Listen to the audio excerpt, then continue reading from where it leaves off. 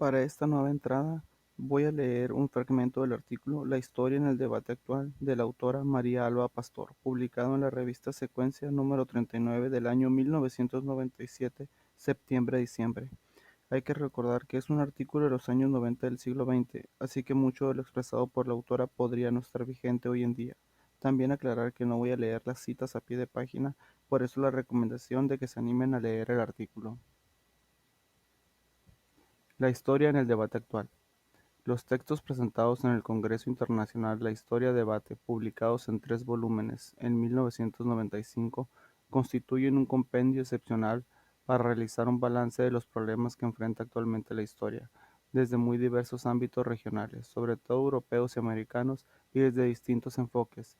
Los materiales aquí reunidos muestran los múltiples caminos por que incursionan los historiadores, así como los usos, limitaciones y pronósticos de la ciencia de la historia.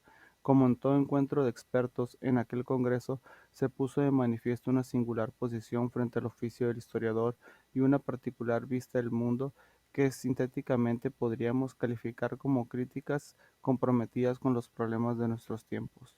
En esta segunda mitad del siglo XX, pocas han sido las reuniones de historiadores que se inclinen por tal tendencia.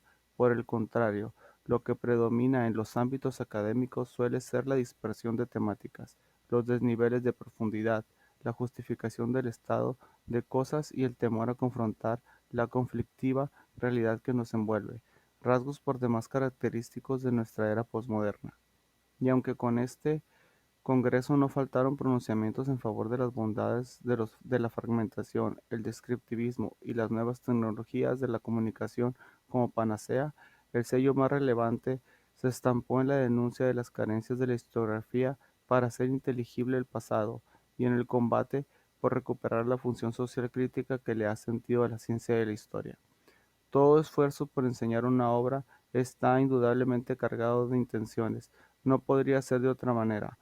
Bajo este supuesto, y dado que el material a que nos referimos aborda un gran número de asuntos, destacaremos los puntos que nos parecen de mayor significación y nos referiremos a los que, según nuestro entender, constituyen los centros en torno a los cuales giraron recurrentemente los textos presentados en Santiago de Compostela y que ahora están listos para su consulta. En primer término, quisiéramos poner énfasis en la constante preocupación plasmada en los escritos por el futuro de la ciencia y de la historia y su conexión con el porvenir de la sociedad.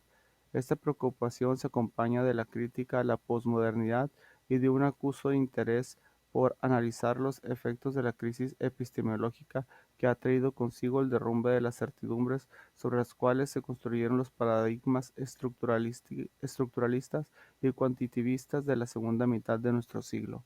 En el segundo término, si bien en los textos se reconocen las recientes aportaciones de la historiografía, su vitalidad, su expansión cultural, también subrayan las limitaciones y sobre todo su incapacidad para colocar al pasado en el centro de la estructuración de la realidad social, así como sus débiles modelos para comprender la complejidad de los conflictos humanos.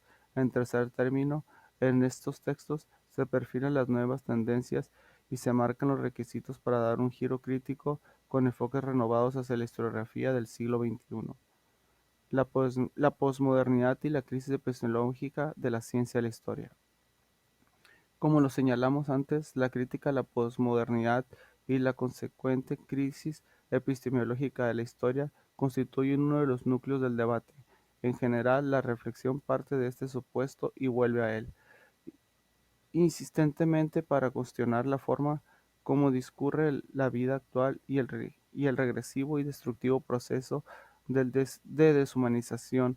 Varios autores coinciden en afirmar que la sociedad de la posguerra ha tendido a eliminar el pasado del centro de la vida, ha intentado escapar de los conflictos y las responsabilidades morales y políticas de la historia, con un lenguaje que descansa en el cinismo, la simulación o la mentira. En este sentido, Gabriele Spiegel plantea que el posmodernismo se corresponde con el estado psíquico característico de la segunda generación del Holocausto. A pesar de no haberla experimentado directamente, el trasfondo narrativo de la vida de esta generación ha sido la catástrofe. Su mundo se ha construido sobre ignorable, sobre el silencio y la negación de la memoria. El mundo posmoderno renuncia a la posibilidad del universalismo y opta por la violencia de los deseos locales difundidos a través de una terminología de seducción y fuerza.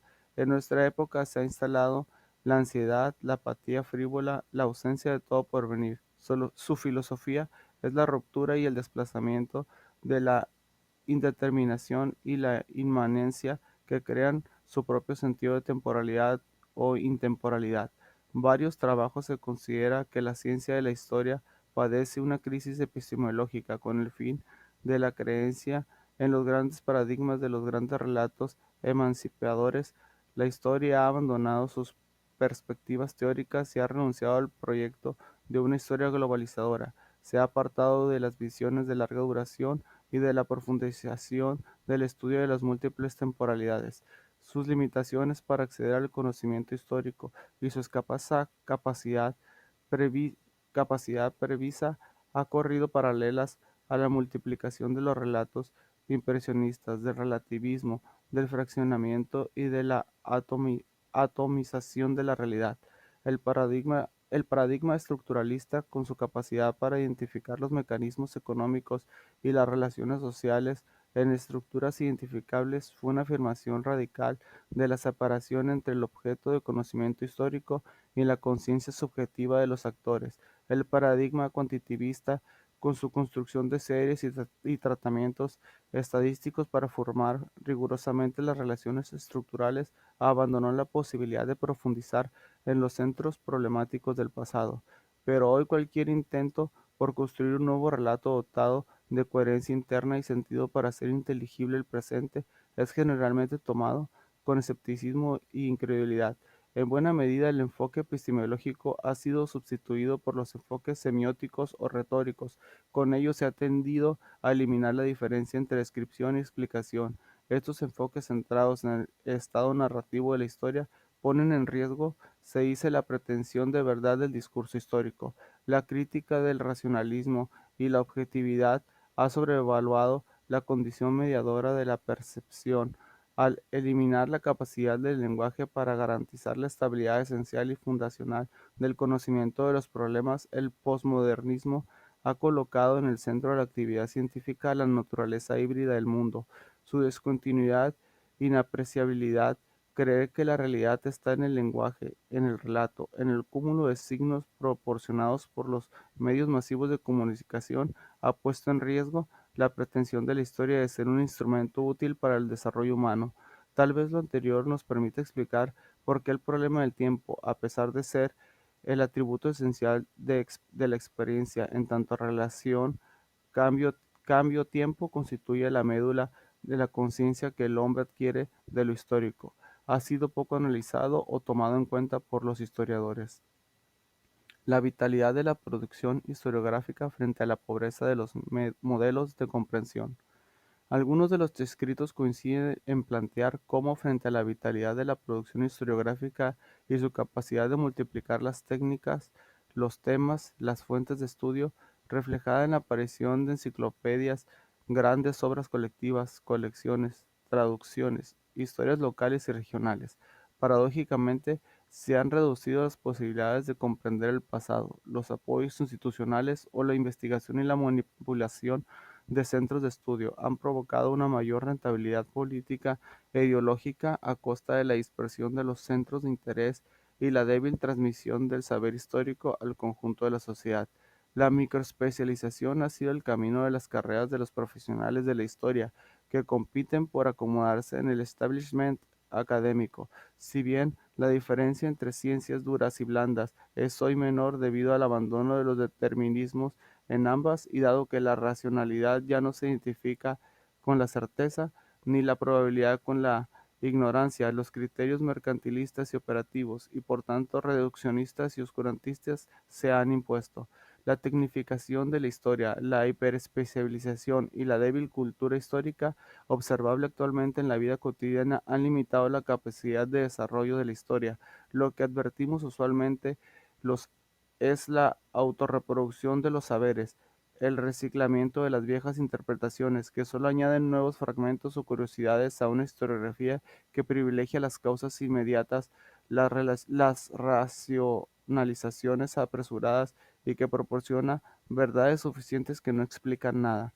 Un caso ha sido el auge de la historia regional y del excesivo provincialismo, que aunque con calidades desiguales ha tendido a trasplantar modelos a lo local, ha descubierto medioterrenos con más frecuencia de lo deseable, o se ha conformado con la contemplación de uno mismo de un pasado propio. La historia social sufrió un fuerte embate al excluir a lo largo a los grupos marginados o bien centrarse en ellos adoptando una posición romántica exaltadora de énfasis. En un caso representativo ha sido el de los numerosos estudios sobre el feminismo y sus posturas.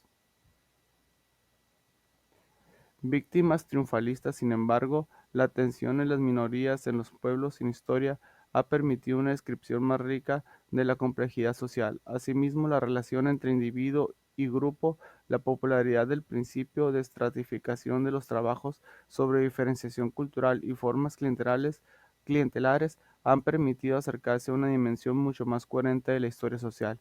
El estudio de las instituciones ha sido importante al permitir superar lo puramente sociológico para examinar el funcionamiento de las mismas en la adopción de las normas, reglas y psicología de los comportamientos de mayor significación. Indudablemente, el retorno del sujeto frente a las estructuras y modelos abstractos y a los personajes colectivos de la historia social ha constituido una fuente de acceso al conocimiento histórico.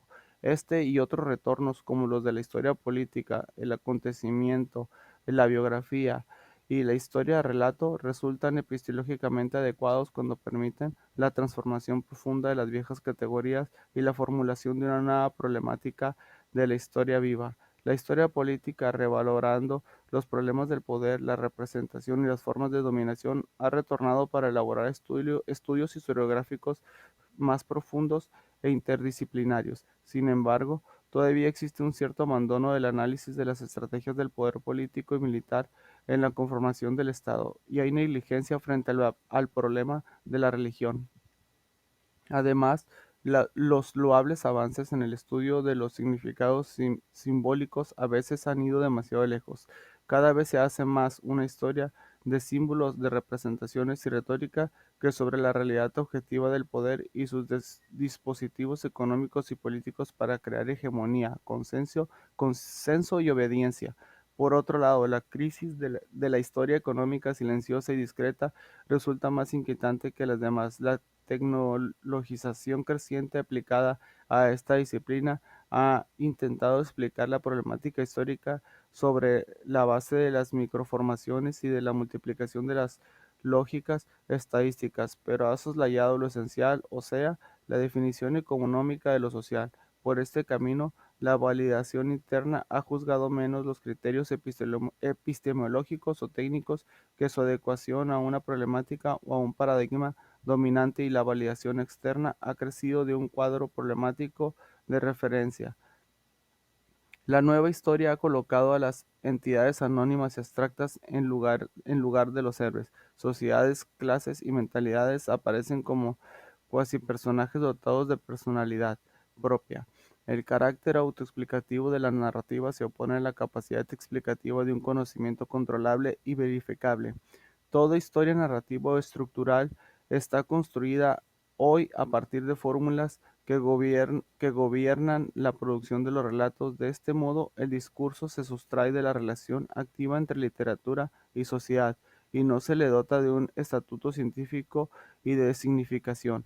El retorno del sujeto, de la historia biográfica, de la historia relato y el acontecimiento resultarán positivos cuando mantengan un espíritu más científico que literario y se propongan ser esas condensaciones cargadas de significación, sentido y función, capaces de recuperar la dimensión global, de relacionarse con las realidades históricas, de ritmos más lentos y de apartarse de la frivolidad, de lo simple o de lo superficial, de lo acrónico y de lo anecdótico. Hasta aquí dejaremos este extracto. Gracias.